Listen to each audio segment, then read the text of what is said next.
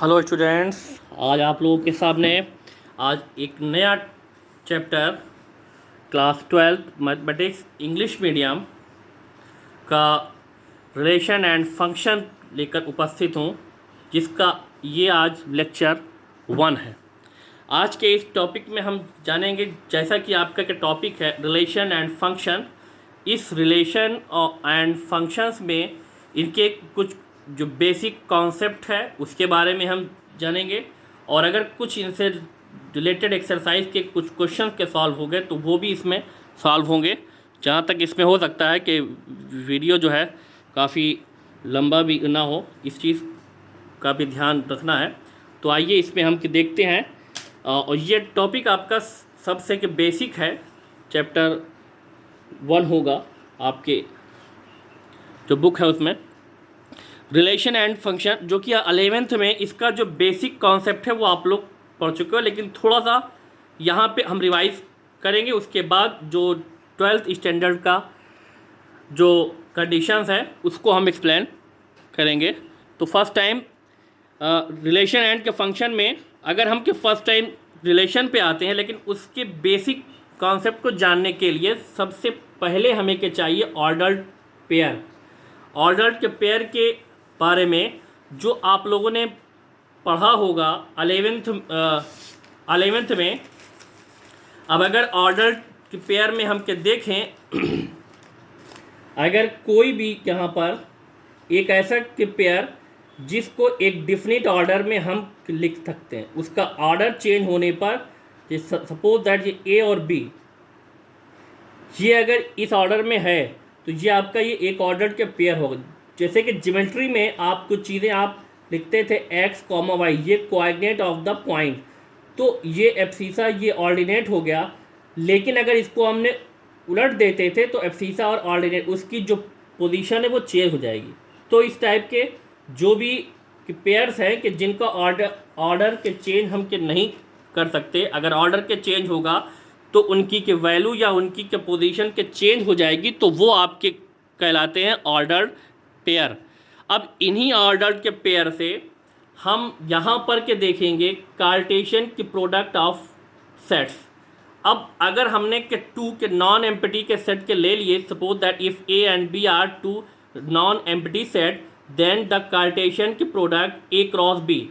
अब कार्टेशियन के जो भी प्रोडक्ट होता है, अगर कोई भी दो सेट है उनका अगर हम कार्टेशियन के प्रोडक्ट हम के निकाल रहे हैं तो उसको हम इस क्रॉस वाला जो सिंबल है इसी से हम उसको शो करते हैं। तो इसको हम कार्टेशियन के product of A to B है, ये ए टू बी। अब इसमें जो भी ऑर्डर होता है वो भी ज़रूरी होता है।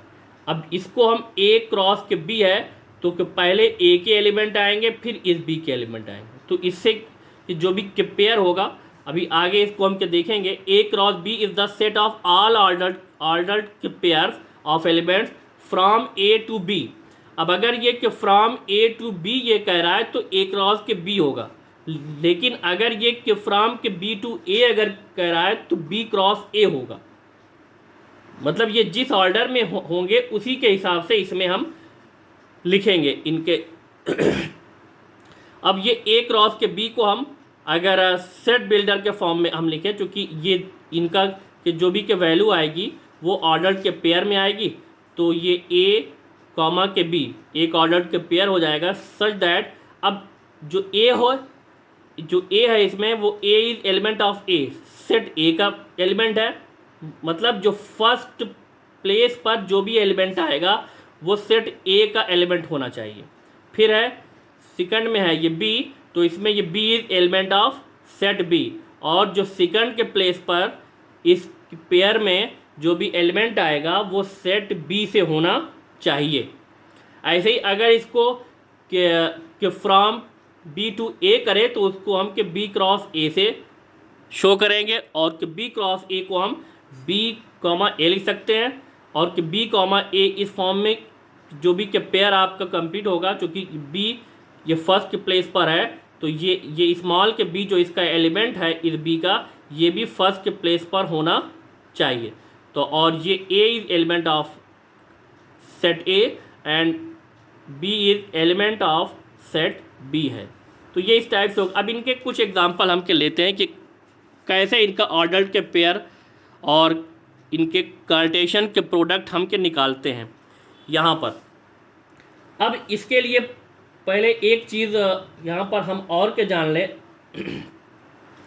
एक एग्जांपल अगर लेंगे, सपोज दैट एग्जांपल में A is a set having element 1 2 and B is a set having element A B C and you have to find the Cartesian के प्रोडक्ट A to B या A cross B चाहिए हमें। अब अगर इसका A cross के B हम के निकालेंगे तो A क्रॉस के B में जो भी एलिमेंट आएगा A क्रॉस B, ये कार्टेशियन के प्रोडक्ट इस फॉर्म में है। अब अगर इसको हम इस टाइप से भी अगर लिखें, ये सेट ए है, अगर ये शो हो रहा है इसमें 1 और 2 सिर्फ दो ही एलिमेंट हैं। यहाँ पर इसके जो एलिमेंट है सेट बी के ए बी और सी है, इस सेट बी के एलिमेंट हो गए। अब जो इसमें 1 जो भी पेयरिंग इसमें होगी तो 1A 1B 1C, फिर 2A 2B और ये 2C, इस टाइप से ये सारे के पेयर्स इस A क्रॉस के B के एलिमेंट होंगे। तो ये आ जाएगा 1A 1B 2A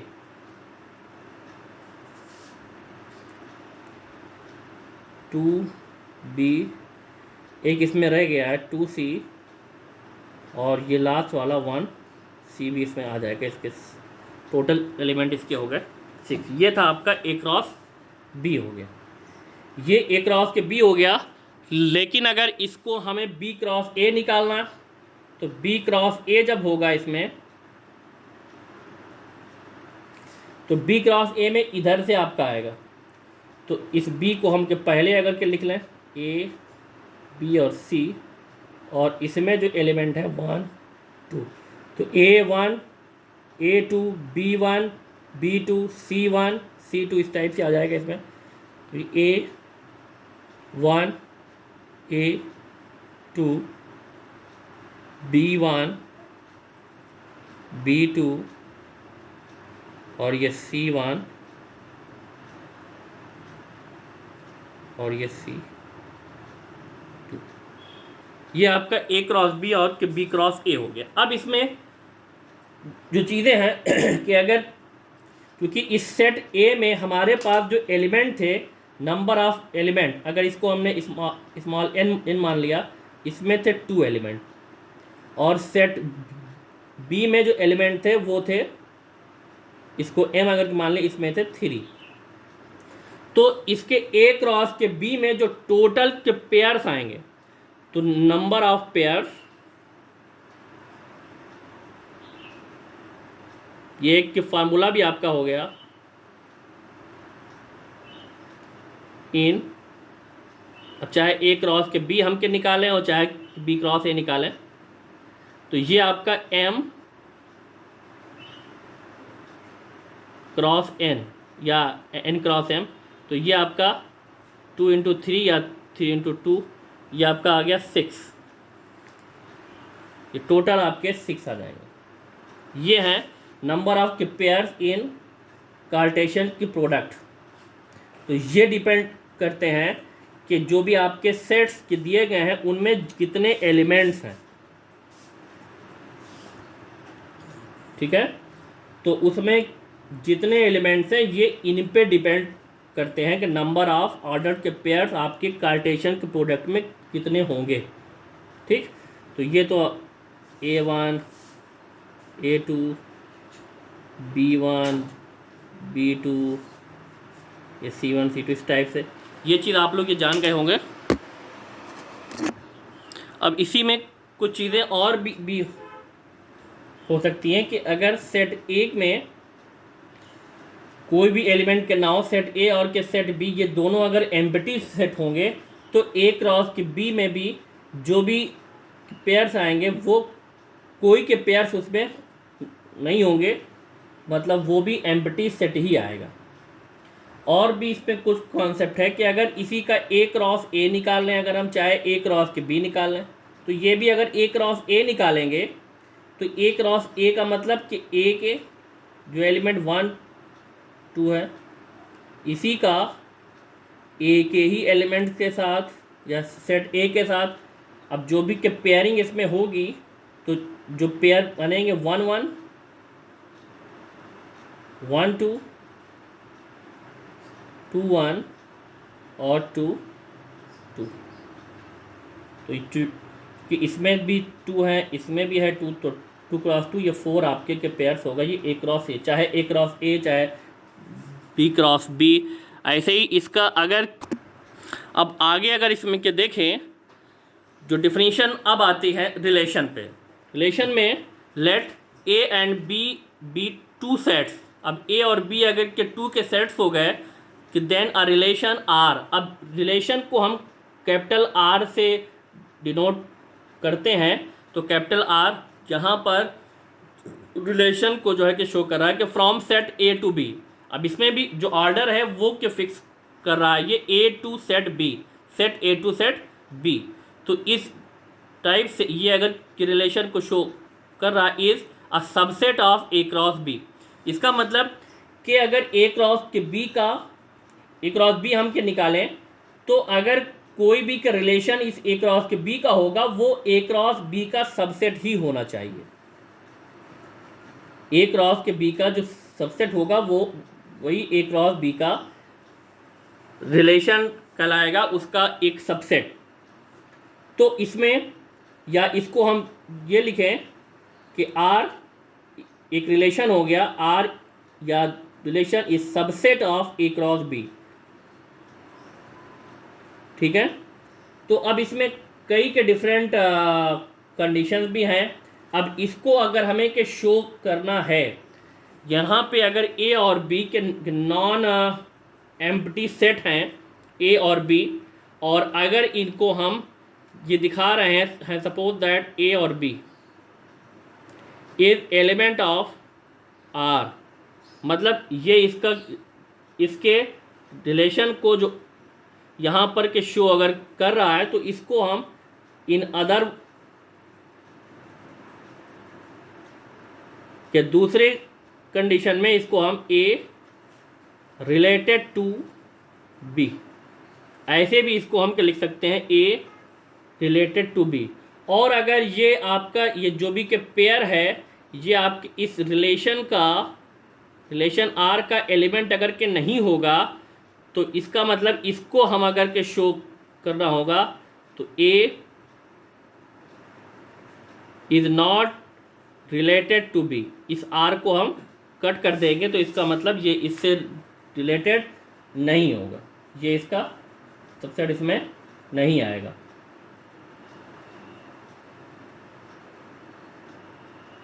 अब अगर इस चीज़ को हमें अगर के डिफाइन करना है, तो जैसा कि पीछे हमने एक चीज़ के लिया था, तो यहाँ पर ये ए अगर इसमें एलिमेंट आ जाएंगे 1 2 लिए थे हमने, और बी में जो एलिमेंट के लिए थे हमने ए बी और सी लिए थे।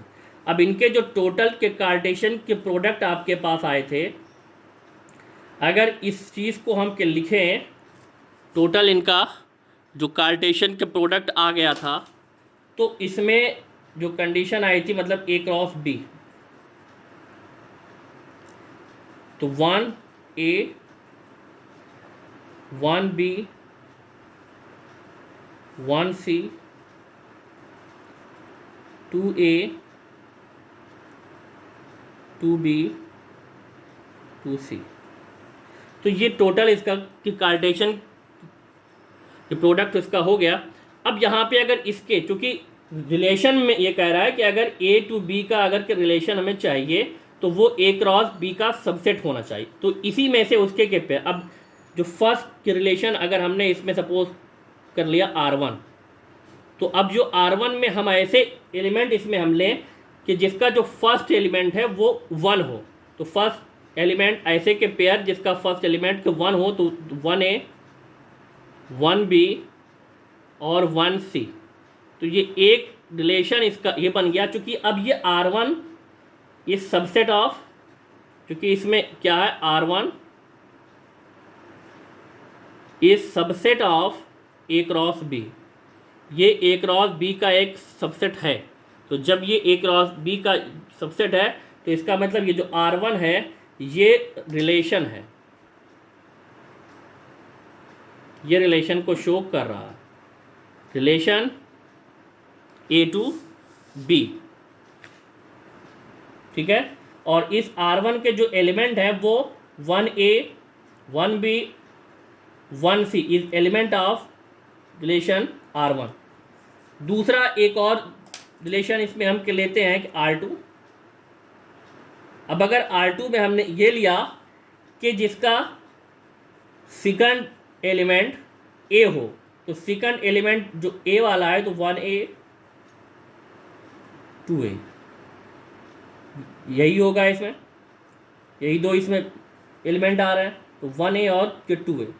तो ये जो आपका R2 है ये भी subset of A cross B है, तो इसका मतलब ये भी रिलेशन है R2 भी इस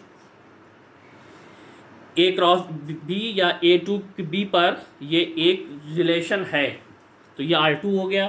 ऐसी भी कि डिफरेंट कई टाइप की कंडीशन R3 अगर हम लें तो इसमें कि जिसका फर्स्ट कंपोनेंट 2 हो तो 2A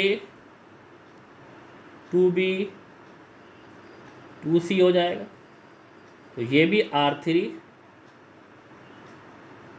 subset of A cross B ये भी है, तो ये भी रिलेशन है, रिलेशन ये भी हो गया।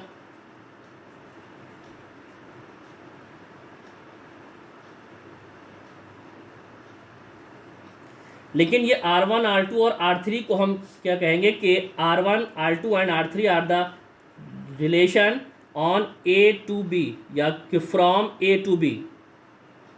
ये A टू B पर ये क्योंकि ये A क्रॉस के B पर ये डिफाइन है, इसीलिए ये जो भी के रिलेशन होगा R1 R2 और R3 ये रिलेशन के फ्रॉम A टू B होंगे, तो ये हो गया। अगर एक और एग्जांपल इसी में हम ले लें, सपोज दैट R4 हमने लिया और R4 में जो एलिमेंट हमने रख दिया 1A 1B 1C 1D रख दिया, तो अब इसमें 1A तो सबसेट है इसका, 1B भी इसका है, 1C भी है, लेकिन 1D इसका एलिमेंट के नहीं है, तो इसका मतलब ये R4 is not a relation from A to B। तो ये R4 is not a subset of A cross B। तो जब ये इसका के सबसेट नहीं है, मतलब इसके सारे के सारे एलिमेंट इसमें के नहीं है, सो R4 is not a relation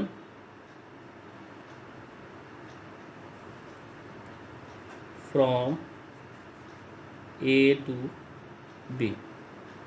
तो ये चीज़ें इसमें आप लोग ये समझ गए होंगे रिलेशन के बारे में, ठीक है। कुछ चीज़ें जो आगे आएंगी तब उन पर अभी। नेक्स्ट अगर हम देखें इसमें डोमेन, डोमेन क्या होता है कि the set of all first elements of the ordered pairs in a relation R from a set A to a set B is called the domain of the relation R। मतलब कि जो भी आपका relation है उस relation में जो भी ऑर्डर्ड पेयर है उसका जो फर्स्ट कंपोनेंट, जितने भी ऑर्डर्ड के पेयर्स हैं उन सब के फर्स्ट कंपोनेंट का जो सेट होगा वो आपका क्या कहलाएगा, डोमेन कहलाएगा। ऐसे ही रेंज क्या होता है, the set of all second element of the ordered pairs in a relation R from a set A to B is called the range of the relation R, अब जो भी उसका कोई भी रिलेशन है उसमें जो भी ऑर्डर्ड के पेयर्स हैं जितने भी, उनका जो सेकंड कंपोनेंट है उसका अगर सेट हम बनाएं सारे के सारे का, तो वो आपका क्या कहलाएगा, रेंज ऑफ द रिलेशन। इस रिलेशन आर का वो रेंज हो जाएगा। Domain first component, range second component. अब इसमें एक चीज़ और भी होता है कि जो भी इसमें के set, the whole set B, अब जो सेकंड के सेट है उसके जितने भी एलिमेंट हैं, वो चाहे रिलेशन में उसका यूज़ हुआ हो या कि ना हुआ हो, लेकिन जो सेट बी के जितने भी एलिमेंट हैं वो सारे के सारे आपके क्या कहलाते हैं, वो सेट आपका कोडोमेन हो जाएगा। और जो रेंज होती है वो सबसेट ऑफ कोडोमेन होती है। Range is subset of codomain. अब अगर इस चीज़ को हम अगर एग्जांपल से समझें, यहाँ पर वही चीज़ अगर हम लें, suppose that A is equal to 1 2 है और बी इज इक्वल टू आपके पास है ए बी सी। अब इनका जो कार्टेशियन के प्रोडक्ट आपका के बनेगा तो वो तो बहुत सा बन जाएगा। अब यहाँ पे हम एक रिलेशन हम ले रहे हैं आर, या R1 हमने लिया। इस R1 में जो रिलेशन हम है 1 2 1A 1B 1C और 2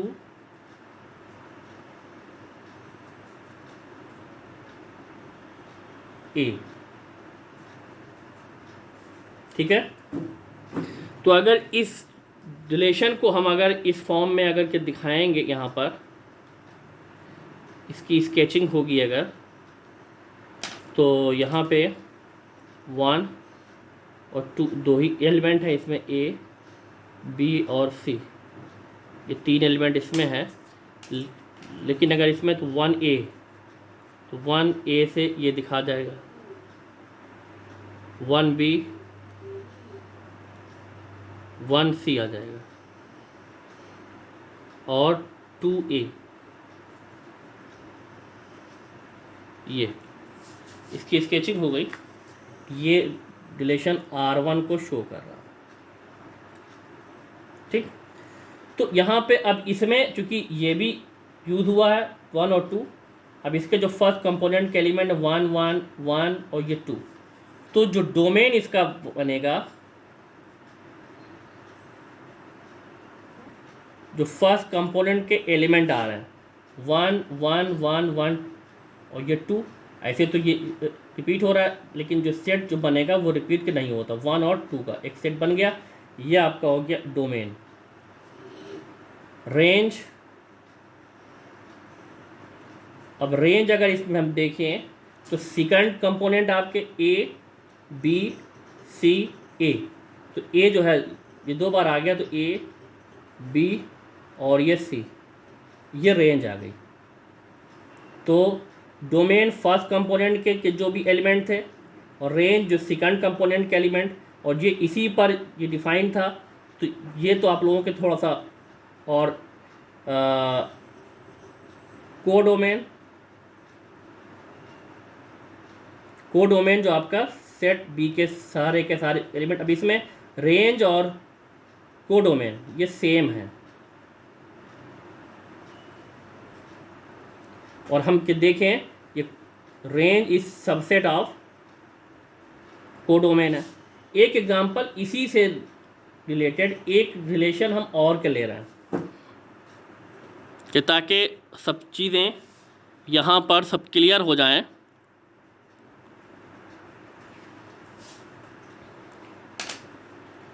सपोज दैट R2 एक रिलेशन है, इसमें जो एलिमेंट है 1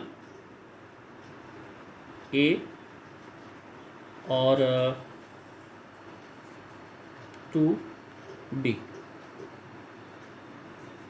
बस यही 2 एलिमेंट इसके हैं।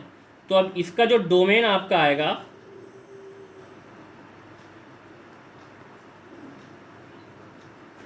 अगर इसकी स्केचिंग होगी यहाँ पर,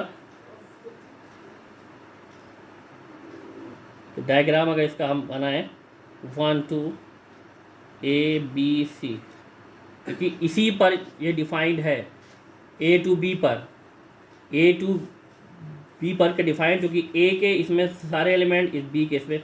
अब 1A दिखाना है हमें, तो 1A ये दिखा रहा है और 2B दिखाना है, बस 2B। अब यहाँ पर तो ये है R2, डोमेन में फर्स्ट एलिमेंट तो 1 और 2, बस इसका एक सेट ये बन जाएगा, ठीक।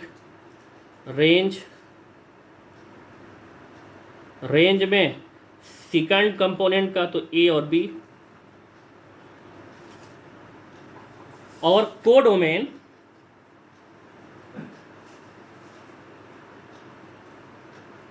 कोडोमेन आपका होगा सेट B, जिस पर ये डिफाइन है उसका सेकंड सेट, ये सेट A है, ये सेट B से डिफाइन है, तो B के सारे एलिमेंट, मतलब A B C इसका सेट, तो ये कोडोमेन हो गया। तो ये चीज़ आपके समझ। अब यहाँ पे आपने देखा जो रेंज है विथ सबसेट ऑफ कोडोमेन है, मतलब AB, इसमें AB, तो रेंज यहाँ भी सबसेट ऑफ कोडोमेन, तो कोडोमेन, रेंज और ये सबसेट आप ये समझ गए होंगे। अब कुछ एक्सरसाइज आप लोगों के सामने आएगी, अब इसमें कुछ अभी कई डिफिनीशन इसमें बची हैं, तो उसके बाद हो सकता है कि एक्सरसाइज आप लोगों को मिले। तो चूँकि वीडियो काफ़ी लेंदी हो गया है, तो अब इससे ज़्यादा इसमें अपलोड होने में फिर दिक्कत होगी, तो इसलिए अब आप लोग इस वीडियो को देखिए। अब इसमें जो एक्सरसाइज अपने से आप लोग कुछ सॉल्व कीजिए, फिर नेक्स्ट वीडियो में आपका जो टॉपिक है उसका एक्सरसाइज के साथ आप लोगों को मिलेगा। So thanks for watching.